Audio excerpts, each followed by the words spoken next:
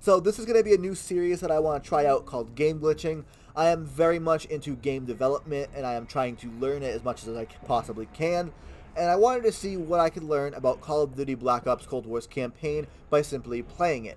Now, keep in mind, this is all recorded from the PS5, so I have no access to cheats, console commands, anything like that. I just have to manipulate the game by playing it in very strange ways. But let's jump into it. So the first thing that I found pretty funny was during this chase sequence while you're chasing Quasim. They really don't want you to kill him at all before you actually capture him, and they put some preventative methods in for being able to do so, but we'll get to that in just a second. The first thing I want to talk about is the fact that even if you kill yourself, you're still going to have your character body play out the animation because you're technically in an animation state during this, and you'll see what I mean in just a second. You have a second set of hands during this animation, and your normal arms and your head is actually morphed. Like your arms are all twisted up behind you, and your head is shrunk and like flipped backwards so that you can't actually like see it while you're in your first person camera. That's because, well, you're entering animation as soon as you land, so they kind of have no choice, right? But it's still funny to me.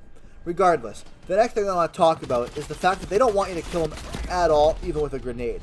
So they add an invisible barrier where if you throw the grenade at it, you'll just see it bounce right back.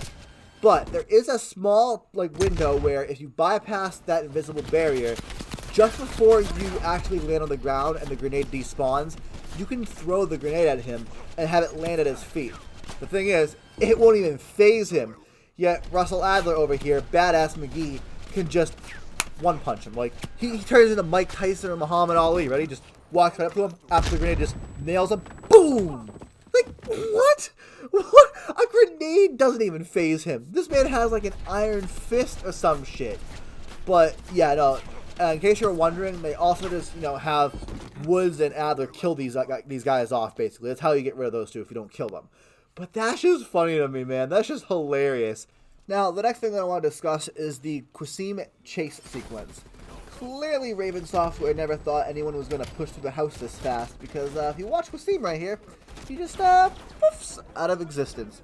They didn't expect you to be able to, catch up to him that quickly. They expect you to be bogged down by the enemies. So, once he goes up the stairs, he's going to be out of your sight, right? So they can just make him disappear and get him ready for the next sequence of him, mantling through the window and then going to the right where you don't see him anymore. Pretty sure there's about 5 different pathings for Quasim here. The first one that you just see on the screen right here, the next one being where he goes through the window, third one being him going through the house on the right, the fourth one is him going up to the top of the roof and then leaping over, and then the fifth one is where you actually kill the 3 guys in front of him and then beat the crap out of him before throwing him over the edge if you so choose to. But I just find that pretty funny that they didn't expect anyone to be able to catch him here, so he just poof, right out of existence. Now, I don't know if this was done by a mocap actor, or if this was done by an animator. Either way, good job on the acting, but I can see him poof out of existence. So the last thing that I want to talk about for the first part of this mission is actually under the map. You'll see this random person just standing there doing absolutely nothing. Now, before anyone gets any bright ideas, no secret Easter eggs confirmed or anything like that. That's not how this works. What this is, it's an identical twin to a character model that's already up in the bar right now. I don't know if it's always this exact character model or if it's just a different one, but either way, what I'm pretty sure it is, it's one of the, people that are in the bar, drinking, throwing darts, whatever it is that they're doing, and once you as a player go beyond a certain point, maybe it's past the bathroom doors, for example, it hits a trigger, and that trigger tells the game, hey, the player is here. When, the version of this guy up in the bar finishes his current animation sequence, swap him out for this guy. And when they do that, there's a reason why. Because he won't be throwing darts, drinking, whatever it is that he's doing anymore. He's going to simply walk to the bathroom, and then he's just going to disappear completely.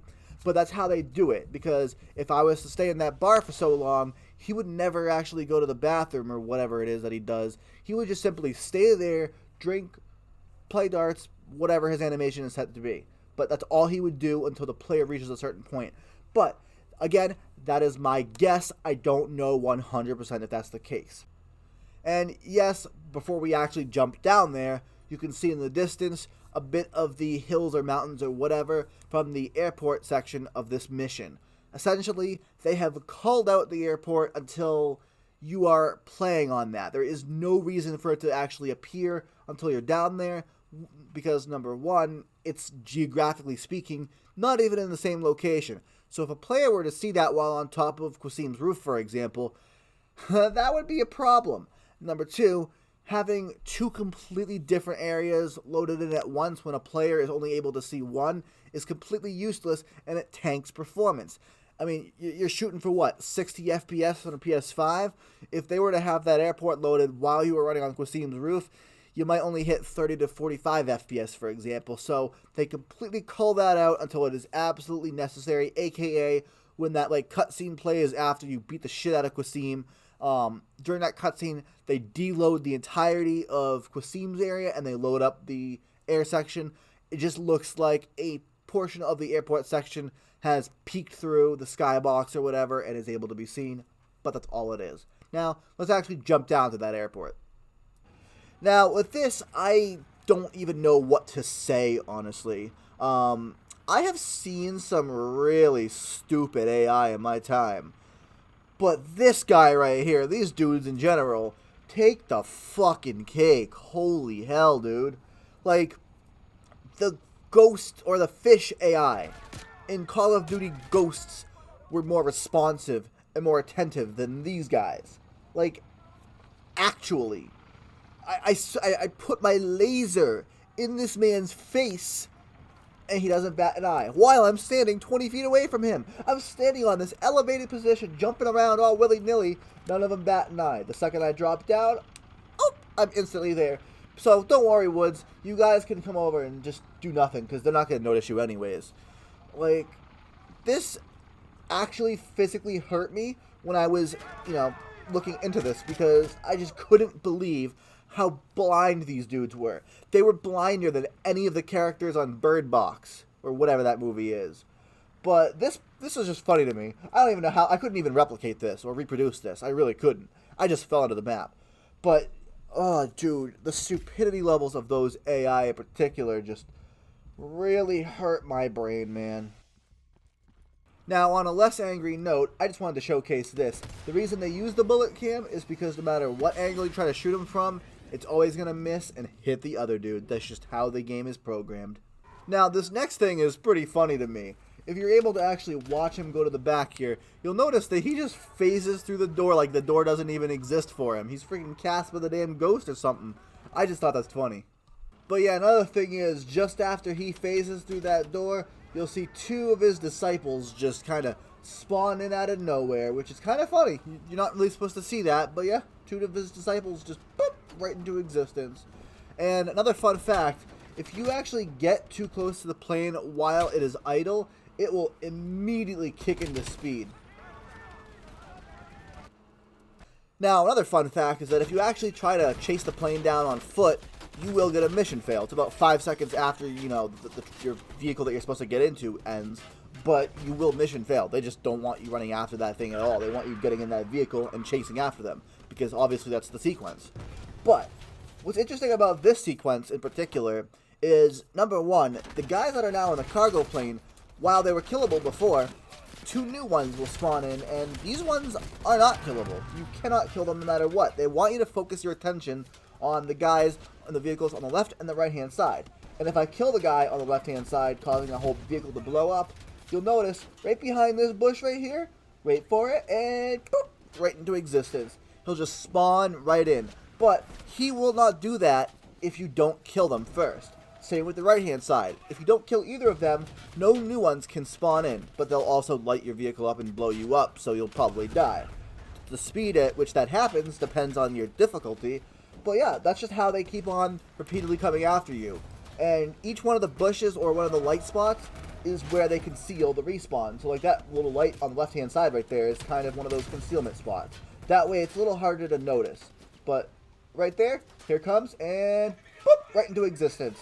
But yeah, next thing to talk about is the RC car. So the first thing I want to show is that if you 180 the RC car and head back towards the beginning of the runway, the models of the hangars on the left-hand side or right-hand side in this instance are actually completely hollow. but there is collision on those little barricades in front of it, which is kind of odd.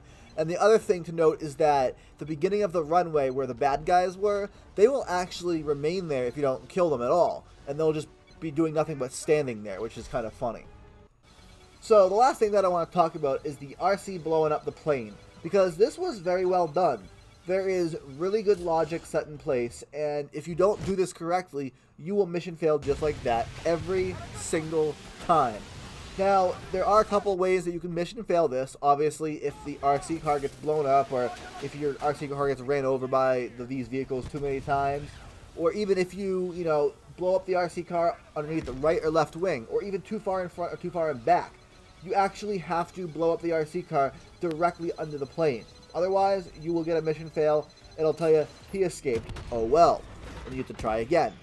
But what's also interesting is that once the plane actually physically leaves the ground and begins to actually make its ascend, you have, I think it's 4.5 seconds, give or take a few milliseconds, to actually explode the RC car before you do get that mission fail.